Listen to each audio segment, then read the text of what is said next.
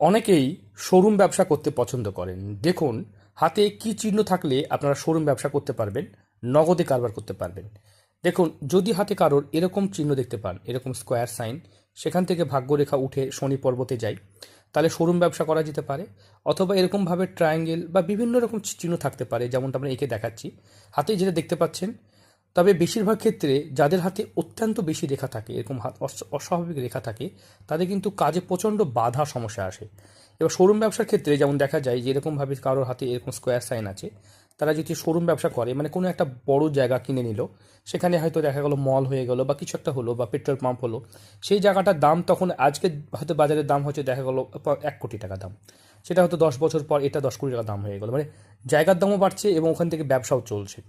এরকম চিহ্ন কিন্তু নির্দেশ করে। অনেকেই চায় যে কোটি কোটি টাকার মালিক হব। দেখুন, সম্পত্তির উপরে, নিজের সম্পত্তির উপর যদি কোনো বড় শোরুম বা কোনো প্রতিষ্ঠান বানাতে পারেন, দেখবেন আপনি কেন, আপনার 3-4 প্রজন্ম পর্যন্ত চলছে। যত বড় এই ট্রায়াঙ্গেল বা যত এরকম চিহ্ন থাকে তত ভালো হয়। সব থেকে ভালো ব্যবসা, যদি কারো স্কুল বা প্রতিষ্ঠান বা শিক্ষামূলক কোনো জায়গা বানাতে পারেন, বা ব্যাংককে লিজ দিলেন, বা কোনো শোরুমকে, বা এমন হয় না কাপড়ের দোকানকে লিজ দিলেন, সেরকম করেও কিন্তু অনেকে কিন্তু প্রচুর প্রচুর টাকা কামাচ্ছেন।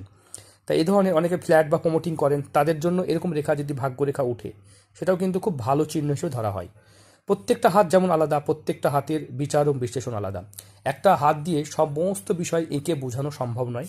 যারা নিজের হাত বিচার করতে চাইছেন, স্ক্রিনে যে নাম্বার দেখতে পাচ্ছেন, এই নাম্বারে যোগাযোগ করবেন।